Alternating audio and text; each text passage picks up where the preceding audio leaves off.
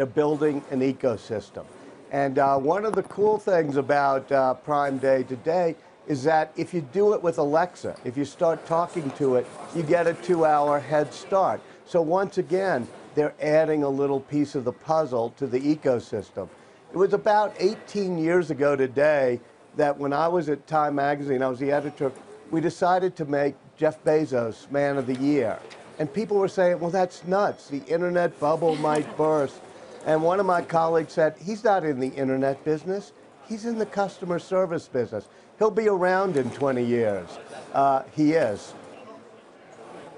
Walter, I'm wondering, for some historical perspective, didn't department stores kind of invent the modern holiday season and Santa Claus and reindeer?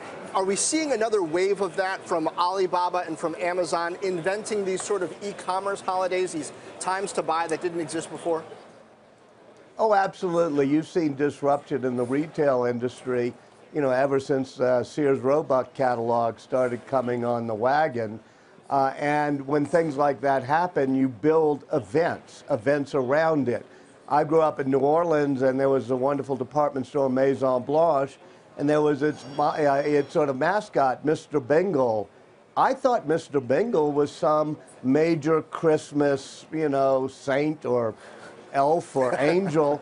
And then I realized Mr. Bingle was just MB, Maison Blanche, and they had created a Mr. Bingle Day. So this is cool, but it's not quite as amazing as the way Jeff Bezos and Amazon are now stitching it together. You talked about Christmas in July with one of those retail stores we grew up with in New York. I mean, that's nothing compared to the fact that my wife and I woke up this morning and like, well, do we need a toaster? We're Amazon Prime. We feel like we got to shop for something. Yeah. Walter, though, that story you told about putting Bezos on the cover in '99 of Time Magazine as Man of the Year, now, both sides of that came true, right? I mean, the internet bubble did bust at that point, and Bezos proved that he was in the customer service business. So that kind of shows that the enthusiasm behind Amazon as an investment can sometimes run beyond what the company is doing. And do you think we might be nearing one of those points at some point here?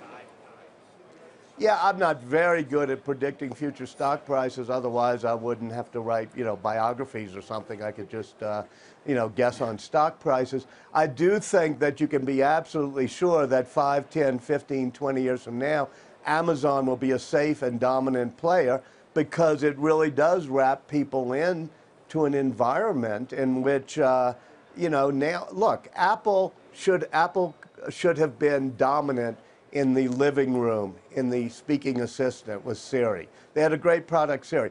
They're going to try to get into it in 3, 4, 5 months. But they're going to have the third mover disadvantage because Google and Amazon are already there. And now Amazon is wrapping itself up with that personal assistant that you can talk to in your living room with a Prime Shopping Day. So it's not just about streaming video and music, at which Amazon are also very good. Hey there, thanks for checking out CNBC on YouTube. Be sure to subscribe to stay up to date on all of the day's biggest stories. You can also click on any of the videos around me to watch the latest from CNBC. Thanks for watching.